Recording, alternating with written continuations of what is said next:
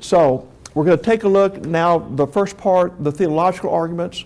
We're going to look at Augustine's Great City of God. We're going to look at Martin Luther's secular authority, and we're going to look at John Calvin's Institutes of the Christian Religion. And I have to go relatively quickly on these, but I do want to spend a couple of moments with City of God. If you've not read it, it's a wonderful, wonderful work. It's written after the sack of Rome in 410. Augustine of Hippo, of course, is close to Carthage on the northern coast of Africa. Many Romans are literally fleeing south and come there, and everyone's in despair. It's the first time in 8 centuries that Rome has been sacked, and the idea gains traction that the reason that Rome was sacked was that Rome had abandoned pagan religions and embraced Christianity, and that's the project that Augustine is addressing. So Augustine comes up with 3 main claims. Number 1, Christianity is the true faith, and Christianity was not responsible for the sack of Rome.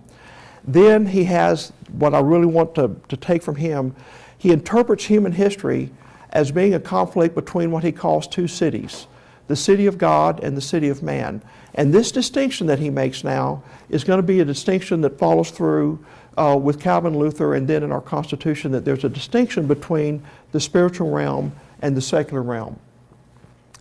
The 2 cities are mutually exclusive of each other. He says that you cannot be a citizen of one and be a citizen in the other as well.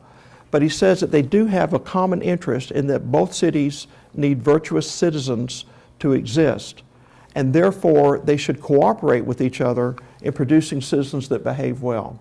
So just to go over very quickly, the city of man its citizens are fallen man, self-love dominates, virtue is absent, and then government, and this is really a great contribution he makes, is necessary. Secular government's necessary, but it's dominated by self-love, and it naturally seeks power and self-aggrandizement.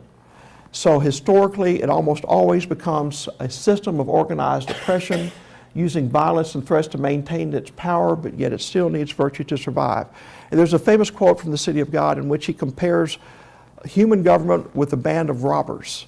And he says the only real difference between them is that the human government gets away with it, does it legally. Now the City of God, on the other hand, that he describes, consists of regenerated Christian, the love of God dominates, virtue is present, and its government needs to cooperate with secular government in order to produce the virtue that both cities need to survive. I want to skip over then to this summary chart. Martin Luther then will pick up on this idea that there's a secular realm and a spiritual realm. And in Luther's work, he says that the secular government has no role in regulating religion, and that church government should have no role in regulating secular government as well. And then we see with John Calvin, followed primarily by Presbyterians, that he agrees, again with Augustine and with Luther, that secular government has exclusive jurisdiction over the outside aspects of life, and that church government has exclusive jurisdiction on the inside parts of life. Therefore, there should be a border, and they shouldn't try to enter each other's realms.